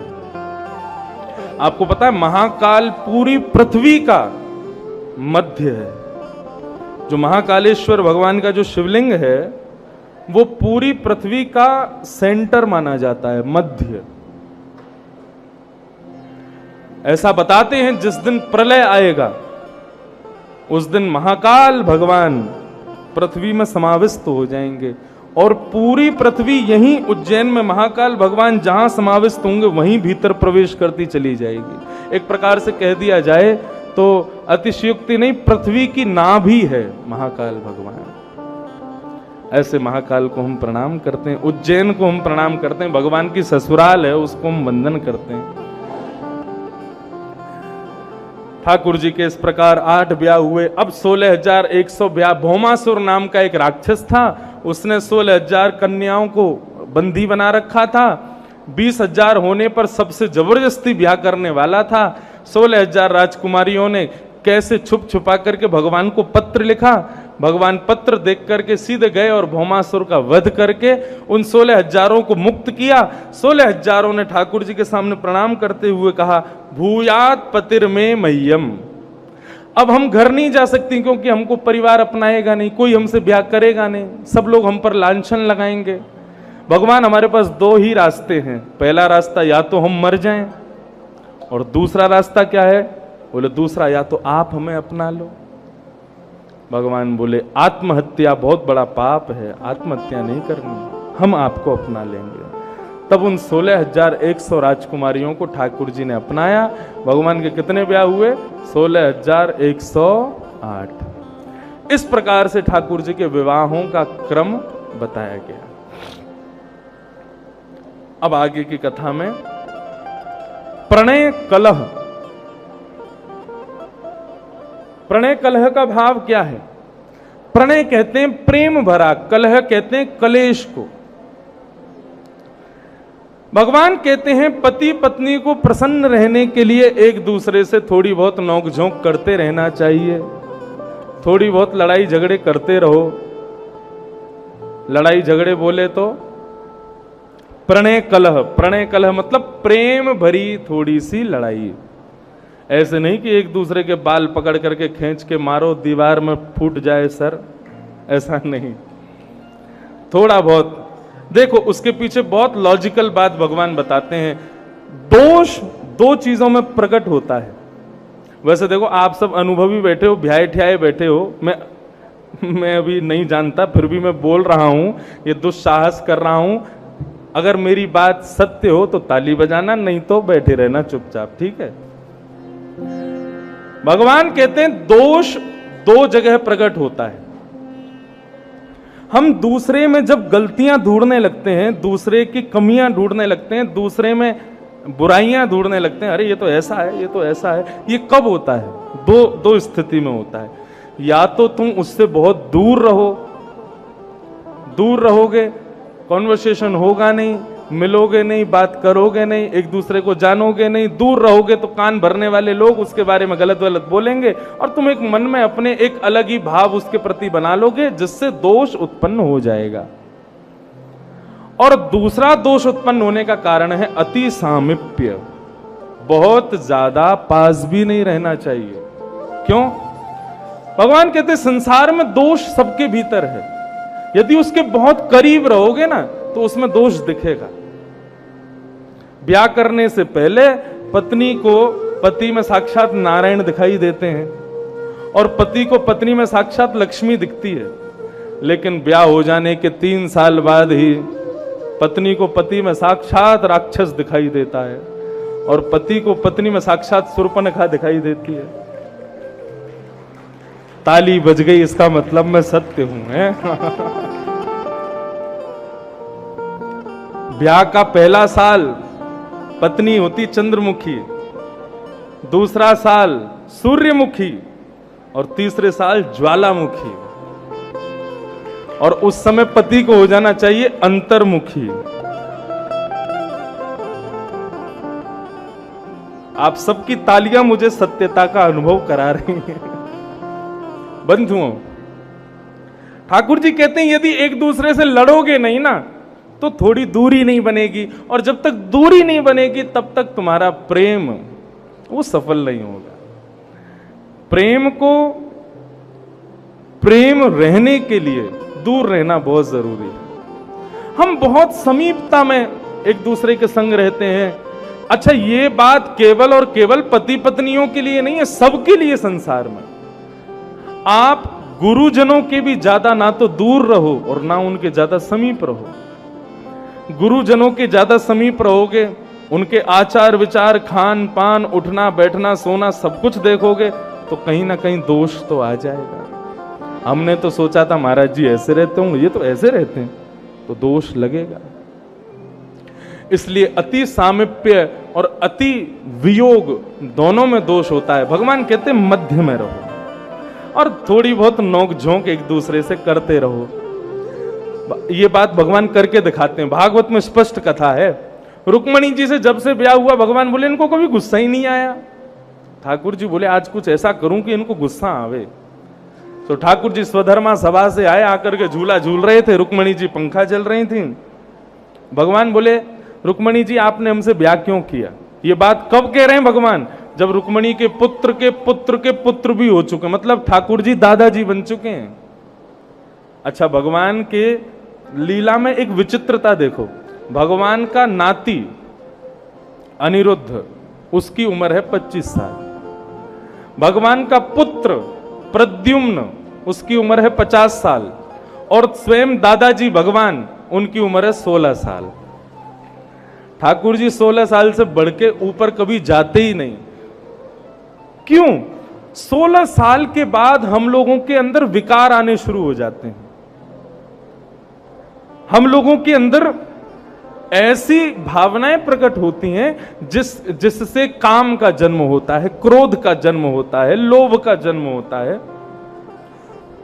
आज तो 13-14 साल के बच्चों में ही हो जाता है, लेकिन ठाकुर जी 16 वर्ष से ऊपर कभी नहीं जाते। वो हमेशा 16 वर्षीय बने रहते हैं। मतलब भगवान का नाती भी जब भगवान के बगल में खड़ा होता है तो ऐसा लगता है कि भगवान का पिता है क्या। ठाकुर जी रुक्मणी जी से कहते हैं तुमने हमसे ब्याह क्यों कर लिया?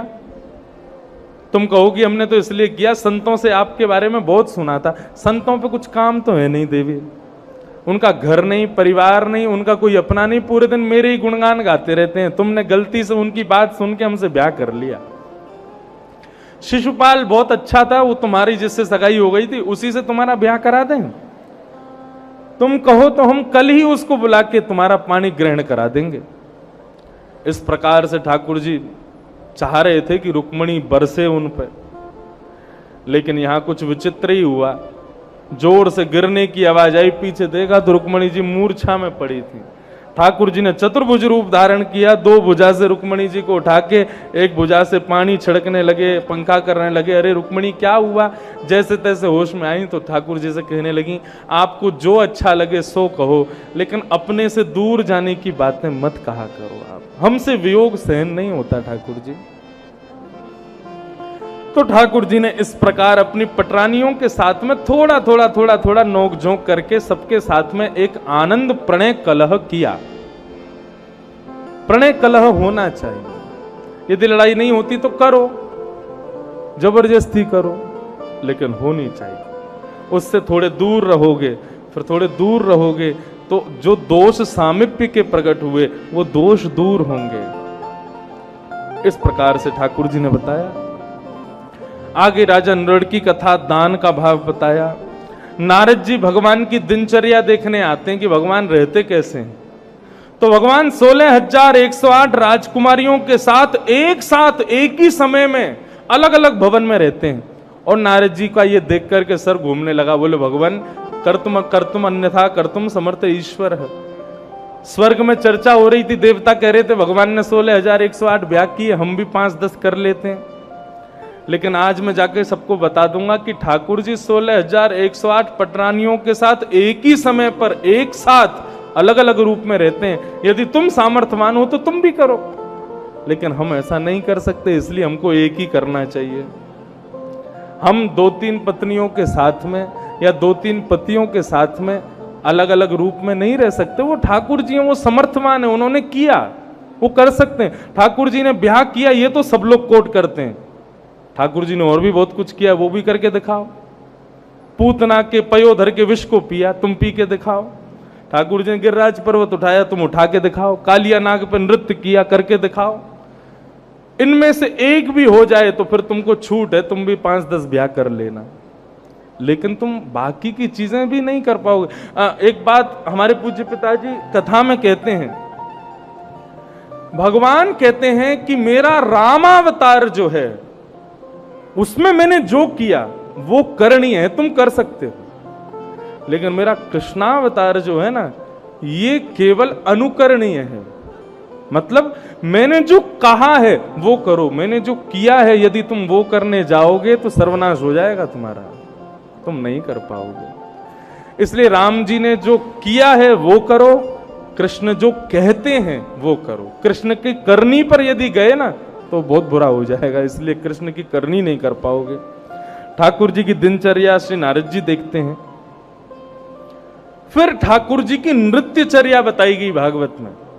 ठाकुर जी का डेली रूटीन कैसा है, तो कहते हैं ठाकुर जी ब्रह्म मुहूर्त में उठ जाते हैं। ब्रह्म मुहूर्त कहते हैं आजकल बोला जाए तो 3:45 बजे ब्रह्म मुहूर्त प्रारंभ हो जाता है। उस समय ठाकुर जी का उत्थापन होता है, ठाकुर जी उठ जाते हैं और उठ करके स्नान ध्यान करके ठाकुर जी एक आसन पर बैठ करके अपने विश्व भर के समस्त भक्तों का स्तवन करते हैं, सबको याद करते हैं।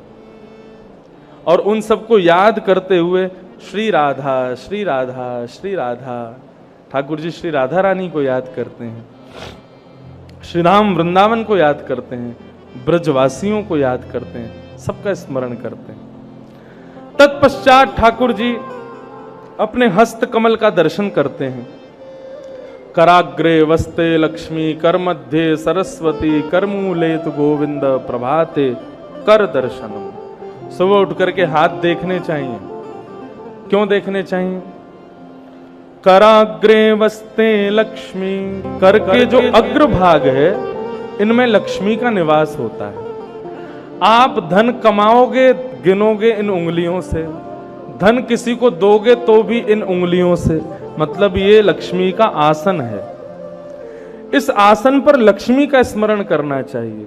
हे लक्ष्मी, आप मेरे हस्त के अग्रभाग में विराज रही हो, मैं आपसे प्रार्थना करता हूं आज पूरे दिन मेरे हाथों से कहीं गलत जगह मत जाना। इस बात से अपने हाथ के अग्रभाग का दर्शन करो। कर मध्य सरस्वती, कर के मध्य भाग में सरस्वती है। सरस्वती हमारी वाणी की देवी हैं, हमारे ज्ञान की देवी हैं, उनको हम प्रणाम करें कि हे सरस्वती, हमारी वाणी से कोई अपशब्द ना निकले, हमारे ज्ञान में कोई क्षीणता ना आवे, हम विवेकी बने रहें, हम पर ऐसी कृपा करो। कर मूले तु गोविंद, कर के मूल भाग में गोविंद का निवास है, इसीलिए यहीं से पता चलता है कि हम जीवित हैं कि नहीं। यदि नब्ज चल रही है, नाड़ी चल रही है, तो मतलब हम जीवित हैं। हमारा शरीर यदि किसी रोग से ग्रसित है तो वो भी यहीं से ही पता चलता है, क्योंकि मूल में गोविंद का निवास है। इसलिए कलावा भी मूल में ही बांधा जाता है। हे ठाकुर जी, ये व्यक्ति फलाने फलाने अनुष्ठान को कर रहा है, आप इसकी रक्षा करना, कलावा बांध देते हैं, क्योंकि मूल में गोविंद का निवास है। कर मूले तु गोविंद, प्रभाते कर दर्शनम। लक्ष्मी, सरस्वती और गोविंद, इन तीनों का स्मरण करना चाहिए। ठाकुर जी फिर गैया के गौशाला जाते हैं और गायों की थोड़ी सेवा करते हैं। गौ माता की सेवा के पश्चात फिर ठाकुर जी अपनी स्वधर्मा सभा में बैठ करके द्वारिका के लोगों के दुख दर्द सुख सबको सुनते हैं। पूरे दिन उन्हीं में व्यस्त रहते हैं। रात्रि में जाकर के ठाकुर जी अपने परिवार के संग प्रसाद पाते हैं और फिर शयन कर जाते हैं। इस प्रकार पूरी दिनचर्या बताई गई। राजसूय यज्ञ और जरासंध के वध की कथा बताई गई।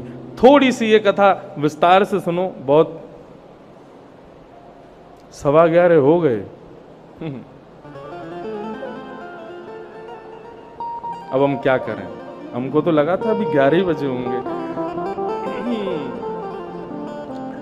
उनको भी प्रणाम करते हैं। राजसूय यज्ञ और जरासंध का वध बहुत जीवन में एक बहुत बड़ी बात बताता है। जल्दी से कह के विराम करूं। जरासंध को मारने के लिए भगवान जाते हैं और साथ में भीम और अर्जुन को लेकर के जाते हैं। जरासंध के सन्मुख जाकर के भगवान जब खड़े होते हैं तब जरासंध ब्राह्मणों को मुंह मांगा वरदान देता है, जो मांगते सो देते हैं। भगवान ब्राह्मण बन करके गए। भगवान जैसे सामने गए तो जरासंध ने पूछा, ब्राह्मण देवता बताओ क्या चाहिए? तो भगवान बोले युद्ध चाहिए। जरासंध बोला, माफ करना, ब्राह्मण कुछ भी मांग लेगा लेकिन युद्ध नहीं मांग सकता। आप ब्राह्मण नहीं हो, कौन हो? अपना रूप दिखाओ। तब भगवान ने अपना रूप दिखाया। बोले, ओ रण छोड़, तू फिर से आ गया, युद्ध करने आया है? माफ करना, मैं भगवानों से युद्ध नहीं करता, तेरे संग युद्ध नहीं कर पाऊंगा। अर्जुन ने अपना रूप दिखाया तो जरासंध बोला, बच्चों से भी मैं नहीं लड़ता। अंत में भीम ने जब अपना रूप दिखाया तो जरासंध बोला, हाँ इससे युद्ध करूंगा। ऐसा युद्ध होता था, रोज भीम को पटकता था जरासंध, रोज मारता था। और भगवान और अर्जुन दोनों बैठ करके कभी अंगूर खा रहे हैं, कभी सेब खा रहे हैं और बढ़िया प्रेम से आनंद से युद्ध देखते थे। और भीम पिटता था रोज। भीम ने आकर के भगवान से कहा, मैं पिटता रहता हूं, तुम लोग आनंद से खाते पीते रहते हो। भगवान बोले, तू युद्ध करता है, मेरी तरफ देखता क्यों नहीं है? मेरी तरफ देखा कर। जरासंध भीम बोला, कल देखूंगा। कल उसने जैसे ही देखा तो भगवान ने 2 पत्ते अलग कर दिए।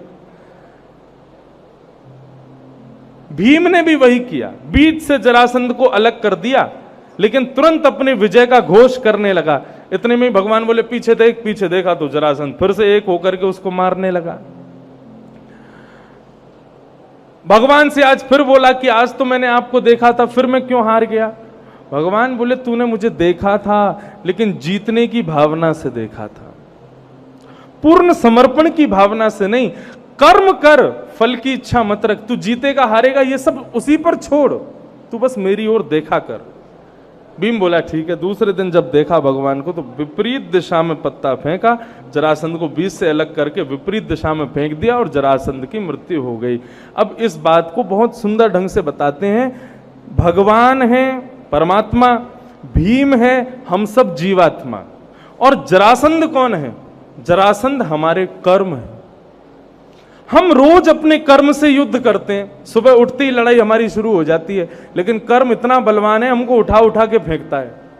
हम भगवान से कहते हैं, हे भगवान हमारी रक्षा करो, इस कर्म ने हमारी चटनी बना रखी है। तब भगवान कहते हैं, बीच बीच में मुझको याद किया कर, मेरी ओर आ जाया कर, मुझको देखा कर, कभी गीता पढ़ लिया कर, कथा सुन लिया कर। देख, कर्म से तेरा युद्ध कभी समाप्त नहीं होगा, लेकिन कर्म से युद्ध करने के लिए बल जो चाहिए वो मैं तुझे दे दूंगा। हम लोग ठाकुर जी की तरफ देखते हैं लेकिन स्वार्थ की भावना से देखते हैं। भगवान कहते हैं तू निस्वार्थ होकर के देख, एक दिन तू खुद को कर्म के सामने विजयी पाएगा और कर्म तेरे सामने नतमस्तक होगा। इस प्रकार ठाकुर जी ने जरासंध के वध से ये बात बताई। आदि आदि कथाओं को सबको हम प्रणाम करते हैं। सुदामा चरित्र के एक श्लोक को कहकर के सुदामा जी को प्रणाम करते हैं। अब ये कथा अधूरी छोड़ के जा रहे हैं ताकि हम फिर से कथा कहने आवें। कृष्णस्यासीत् सखा कश्चित् ब्राह्मणो ब्रह्मवित्तमः विरक्त इंद्रियार्थेषु प्रशांतात्मा जितेंद्रिय। भगवान का एक मित्र था, उस मित्र के अंदर 3 लक्षण थे, इसलिए वो भगवान का मित्र था। आप भी ये 3 लक्षण अपने भीतर ले आओ, ठाकुर जी आपको भी मित्र बना लेंगे। कौन कौन से? पहला, विरक्त इंद्रिय, इंद्रियों से जो विरक्त है। विरक्त मतलब इंद्रियों में जो आसक्त नहीं है। जैसे जीव कहती है मुझे पिज्जा खिलाओ, आप तुरंत गाड़ी उठा के भागते हो, इसको पिज्जा खिलाना है। यह है जीव की आसक्ति। आंख कहती है हमको मूवी दिखाओ, तो आप उस समय नहीं विचार करते कौन बुरा लग रहा है, किसको क्या मेरा काम छूट रहा है, आप तुरंत आंख की इच्छा पूरी करने के लिए तुरंत पहुंच जाते हो। यह है इंद्रियों की आसक्ति। और भगवान को जो मित्र चाहिए उसके अंदर कैसा होता है? इंद्रियों की विरक्ति। जीव कहे आज तो मुझे जो है बैगन का भरता खाना है, लेकिन मां ने क्या बनाया? बोले करेले की सब्जी। तो मां के पीछे मत पड़ो कि तुम बैगन का भरता ही बनाओ, अपनी जीव पर नियंत्रण करो और करेला ही खा लो। उसको कहते हैं जीव की अपनी इंद्रियों की विरक्ति। जो अपनी इंद्रियों पर संयम करता है, इंद्रियों को जीतता है, इंद्रियों की इच्छाओं को पूरा नहीं करता, भगवान कहते हैं मेरे मित्र में वो पहला लक्षण होना चाहिए, इंद्रियों को जीते। दूसरा, भगवान कहते हैं मेरे मित्र में लक्षण होना चाहिए प्रशांत आत्मा, उसके अंदर उसका प्रशांत हो। एक होता है शांत और एक होता है प्रशांत, मतलब अत्यंत शांत, बहुत कम बोले।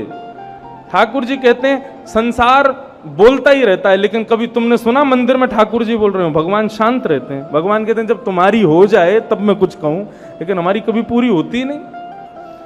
ठाकुर जी किससे बोलते हैं?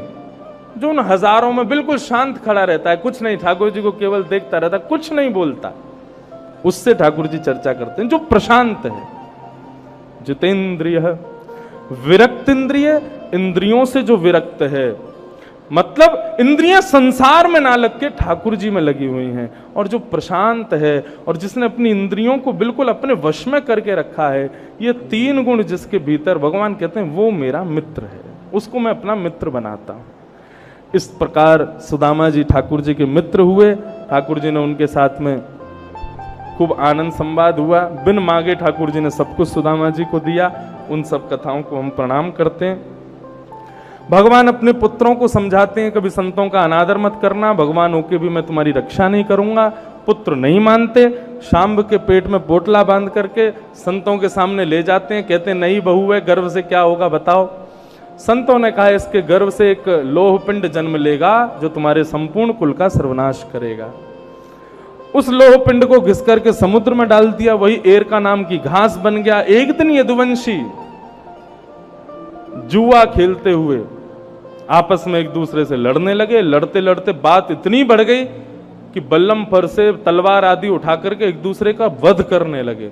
और देखते ही देखते भगवान के सामने संपूर्ण यदुवंश का सर्वनाश हो गया। बलराम जी ने प्रणाम किया, ठाकुर जी अब मैं जाऊं लीला पूरी करके, आपकी वैकुंठ में व्यवस्था करूं। बलराम जी क्षीर सागर में प्रवेश कर गए। भगवान उद्धव को साथ लेकर के प्रभाषित क्षेत्र में उसको भागवत धर्म का ज्ञान देते हैं, जहां पर ऐल गीत, भिक्षुक गीत आदि आदि प्रसंगों को सुना करके भगवान उद्धव के हृदय में भागवत धर्म का बीज बो देते हैं, उसको आनंदित कर देते हैं। इस प्रकार से भगवान अपनी लीला पूरी करके वहां से जाने को तैयार होते हैं। तब उद्धव कहता है भगवान एक बात बताओ, आप चले जाओगे तो हम भक्त कभी आपको याद करें तो हम कैसे जिएंगे? आपको याद करने पर हमें क्या करना चाहिए? भगवान बोले मुझे देखते रहो, उत्तर तुम्हें मिल जाएगा। आकाश में ठाकुर जी की दिव्य ज्योति 7 बार भ्रमण करती रही और भ्रमण करते करते करते करते श्रीमद् भागवत में प्रविष्ट हो गई। भगवान ने उद्धव को उत्तर दिया कि अब से मेरा स्वरूप ये भागवत है, इसके प्रत्येक श्लोक को मेरा ही अंग समझो, मेरे ही रोए समझो, ये मैं ही हूं। जब कभी भी मेरी याद आवे इनकी शरण में चले जाना, इनकी शरणागत हो जाना, तुम्हारा कल्याण हो जाएगा। इस प्रकार से भगवान ने उद्धव को ज्ञान उपदेश किया। उद्धव जी बद्रिकाश्रम गए। भगवान के प्रस्थान के बाद अर्जुन ने जाकर के पांडवों को सब संदेश बताया, तो पांडव बोले भगवान नहीं तो हम भी नहीं रहेंगे। पांडवों ने भी गृह त्याग कर दिया। परीक्षित को राज्य गद्दी पर बिठा दिया। परीक्षित को एक दिन कलयुग मिला, कलयुग को 5 स्थान दिए। राजा परीक्षित स्वयं भटक गए और वे 7 दिन जाकर के सुखदेव जी से कथा सुनते हैं। आज 7वां दिन यहाँ पर विराम हो रहा है।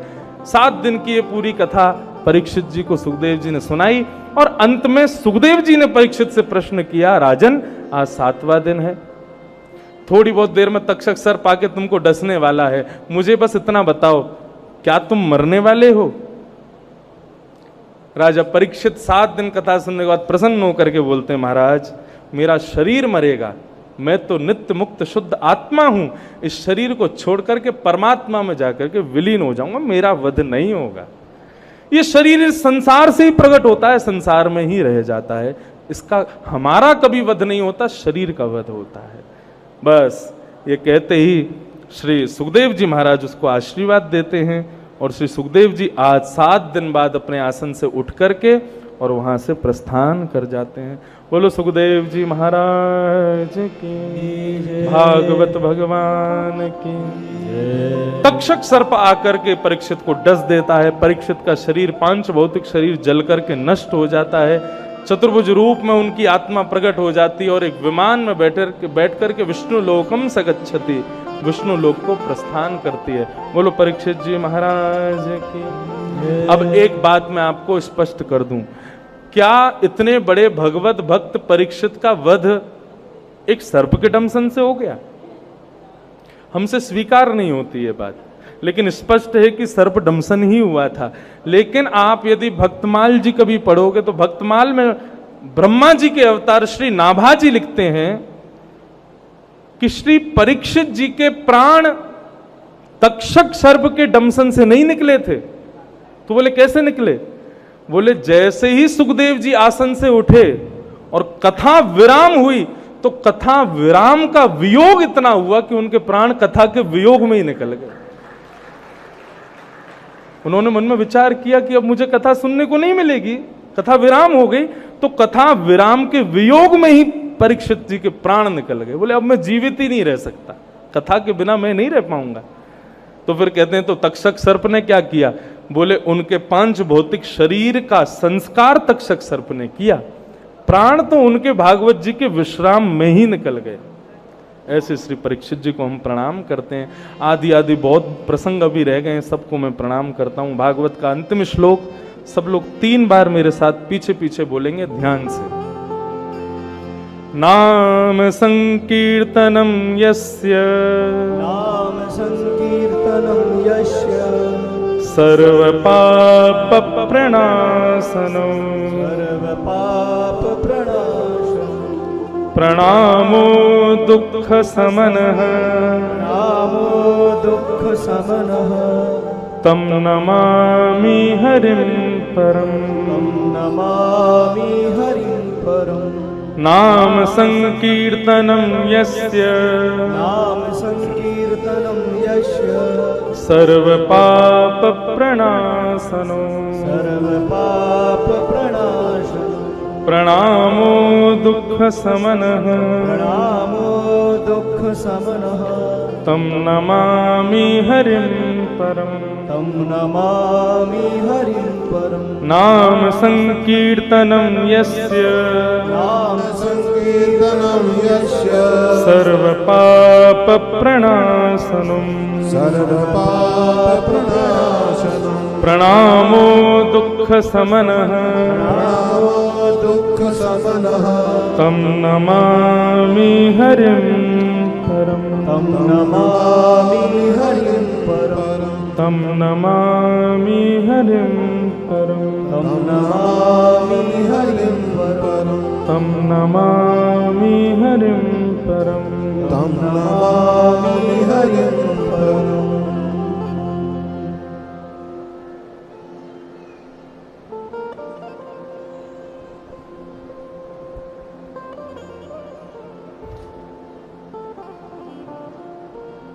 बोलो वृंदावन बिहारी लाल की, श्री राधा रमण लाल की, श्री राधा वल्लभ लाल की, ओंकारेश्वर महादेव की, महाकालेश्वर महादेव की, सब संतन की, सब भक्तन की।